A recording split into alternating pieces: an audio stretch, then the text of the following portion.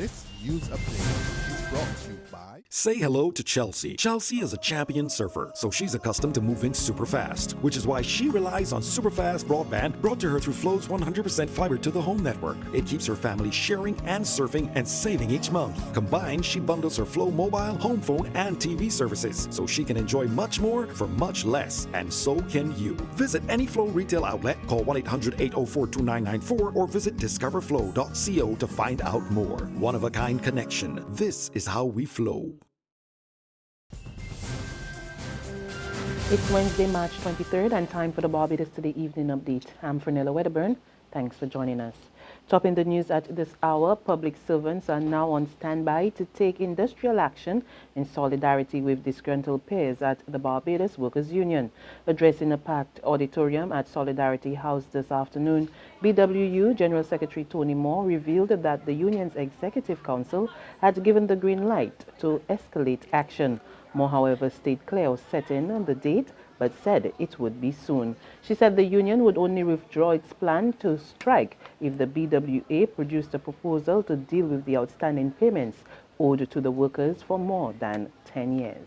There is an empathy by the Minister of Labour for the workers' situation, because she recognizes that if communication had been better and if the authority had done what they were supposed to have done, that we would not be at this stage. But at this stage, 8 days later, empathy alone will not suffice.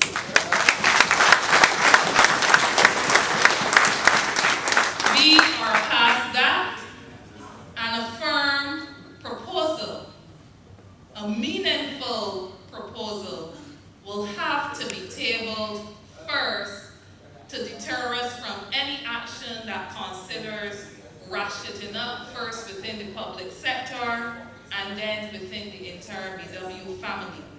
Labour Minister Dr. Esther Suku is also waiting on the proposal from the Barbados Water Authority's management. At a press conference on the sidelines of the Senate this morning, she told journalists she is hoping to have the document in a few days. She also revealed that the BWA has been having difficulty in compiling the information needed by the BWU.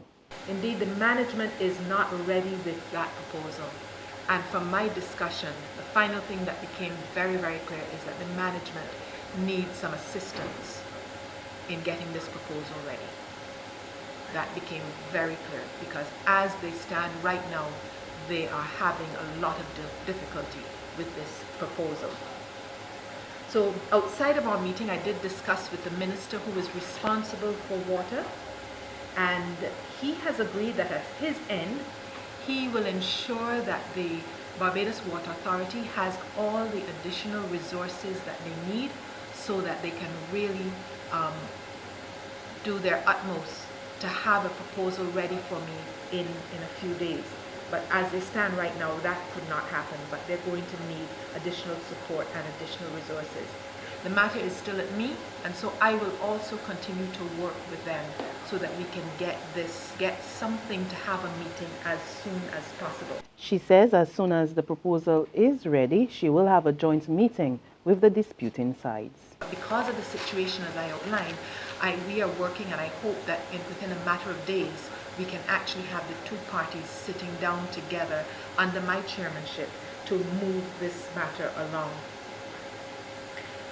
Once we have that proposal, as I said, we will have to have some discussion, because that proposal will just be the beginning of the negotiation. So there will be some discussion. How long it will take, I don't know. But we will have that, because that is the hold-up now. When we finally are agreed on that particular matter, there are other outstanding matters at the Barbados Workers' Union and Barbados Water Authority level. There are some matters there. Those have not been brought to me, and they will continue, and they have given their commitment that they will continue to work together to sort out those matters. It's just this matter that is a problem. Barbaric and senseless. That's our European ambassador to Barbados and the Eastern Caribbean, Michael Barford, describes Tuesday's terrorist attack in Belgium. Today, officers at the EU Embassy observed a minute of silence as a show of respect for the 30 people who died in two separate explosions, one at the airport and the other at a busy subway station. About 300 people were wounded. In a joint statement, EU leaders said it was an attack on an open society and they vowed to face the threat together with all necessary means. Ambassador Barford is confident that Belgium will be back on its feet soon. All our sympathy goes to the victims and the relatives, but we believe that it is not only going to be a question of a short space of time before things are back to normal in Brussels and the rest of Europe. I would expect, unless people have heard already about any sad effects, I would expect that people will be fine, and if people are studying in Belgium, if nothing has been heard yet, I would imagine that they are quite safe. Government Senator Darcy Boyce is defending the island's fiscal position, saying the Freundel-Stewart administration has faced several economic challenges in the past 8 years. Senator Boyce was speaking during debate on the estimates of revenue and expenditure this afternoon. He told the upper house that government has performed creditably despite not operating on a level playing field since taking office. We are not playing on an easy wicket. We have not played on a good wicket for the last 8 years. The wicket is not getting much easier. We have to continue to play very carefully. And all that affects the level of revenue that we get, affects the amount of money that we can spend. And I want to go back to this question. Everybody talks about government spending too much. Government needs to cut the deficit faster. I'll come back with some figures in a minute about that. Madam President, whenever the government tries to raise a little revenue by raising the VAT rate for 18 months or any such thing, there is a hue and cry from the very people who say to us we should cut the fiscal deficit. In sports, Cuba, Guyana and Grenada all registered wins as action began last night at the opening of the Caribbean Football Union's 2016 Caribbean Cup. Cuba defeated Bermuda 2-1 at the Pedro Mamero Stadium in Havana to take control of Group 3. Over at the National Stadium in Providence, Guyana Golden Jaguars demolished Anguilla 7-0 in Group 5. Grenada, meanwhile, blanked St. Martin 5-0 at the Grenada National Stadium. Matches in Round 1 continued today with Antigua and Barbuda hosting Aruba in Group 1. Barbados are in action at the Usain Bolt Sports Complex tonight against Curacao in Group 4. Suriname took on Guadeloupe in Group 6, and British Virgin Islands were away to Martinique in Group 7. There's regional and international news after this short break.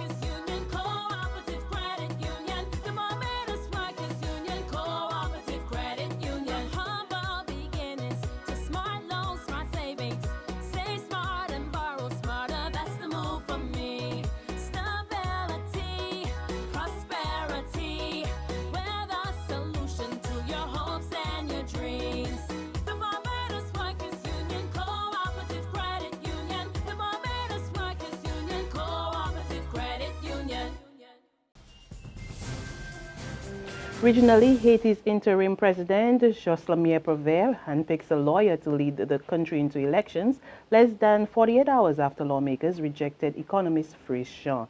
He is 45-year-old Enex Jean Charles, a professor of administrative law, who also served as an advisor to several heads of state.